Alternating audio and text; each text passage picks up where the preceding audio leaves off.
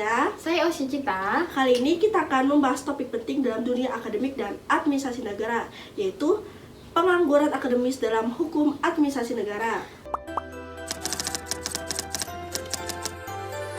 Jadi kita akan coba lihat bagaimana masalah banyaknya sarjana yang menganggur bisa dipahami dalam perspektif hukum administrasi negara dan dikaitkan dengan teori-teori Han. Nah, guys, Kementerian Ketenagakerjaan mencatat per Februari tahun 2025 jumlah pengangguran di Indonesia mencapai 7,28 juta orang atau 4,76% dari angkatan kerja. Dari jumlah itu, pengangguran terbanyak berasal dari lulusan SD dan SMP itu sebanyak 2,42 juta, disusul SMA 2,4 juta, SMK 1,63 juta, dan diploma sebanyak 177 orang. Wah, banyak banget ya. Banyak banget. Topik ini juga menarik karena berkaitan langsung dengan kualitas sumber daya manusia yang seharusnya menjadi motor penggerak pemerintahan yang baik. Pengangguran akademis sendiri berarti lulusan perguruan tinggi, khususnya yang memiliki latar belakang hukum administrasi negara, tetapi belum mendapatkan pekerjaan yang sesuai dengan kompetensinya. Ada yang tahu nggak sih secara umum hukum administrasi negara atau HAN itu apa?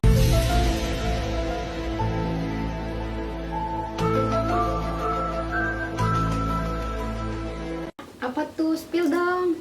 Secara umum, hukum administrasi negara membahas hubungan antara pemerintah dengan masyarakat. Bagaimana kewenangan pemerintahan dijalankan, tindakan administrasi yang diambil, serta pertanggungjawaban yang melekat pada pemerintah. Nah, selain itu, Han juga mengatur instrumen hukum yang digunakan pemerintah dalam membuat kebijakan, serta menekankan asas-asas good governance, seperti transparansi, kepastian hukum, dan akuntabilitas. Dalam teori Han, ada beberapa yang penting. Yang pertama, teori welfare state, yang menekankan bahwa negara harus hadir untuk menciptakan kesejahteraan rakyat. Jadi, pemerintah wajib memastikan masyarakat punya akses pada pendidikan, kesehatan, dan juga pekerjaan.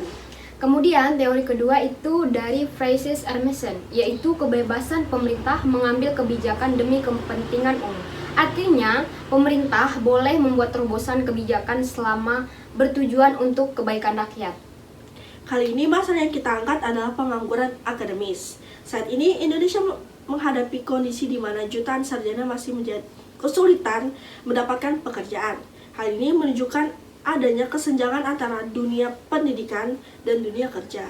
Dari perspektif Han juga, ini termasuk ke dalam ruang lingkup kewenangan dan pertanggungjawaban pemerintah. Negara punya kewajiban untuk membuat kebijakan yang tepat agar lulusan perguruan tinggi bisa terserap ke lapangan pekerjaan. Dengan teori welfare state, seharusnya pemerintah lebih aktif menciptakan program-program untuk menurunkan pengangguran. Misalnya memperluas pelatihan kerja, mendorong kewirausahaan berbasis digital, dan membuka lapangan kerja baru. Oke, kalau kita kaitkan dengan Francis Emerson, pemerintah bisa melakukan inovasi kebijakan. Misalnya, membuat insentif untuk perusahaan yang banyak menyerap tenaga kerja sarjana, atau mendorong kerjasama industri dengan perguruan tinggi agar kurikulum sesuai kebutuhan pasar. Betul banget, sudah jelas bahwa masalah pengangguran akademis bukan hanya soal ekonomi, tetapi juga soal kebijakan administrasi negara.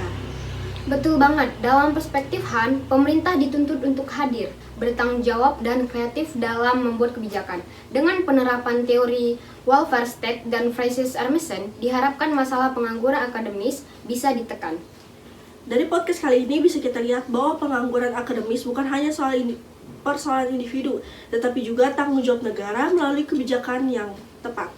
Semoga kedepannya pemerintah mampu menangani masalah ini dengan serius, menciptakan lebih banyak lapangan pekerjaan, serta memastikan lulusan perguruan tinggi punya ruang untuk berkontribusi. Ya, betul. Semoga kita juga cepat lulus dan cepat mendapatkan lapangan pekerjaan. Amin. Sekian dari podcast kami. Terima kasih banyak yang sudah menontonnya. Terima kasih. Bye-bye. Sampai jumpa lagi. Happy, happy, happy.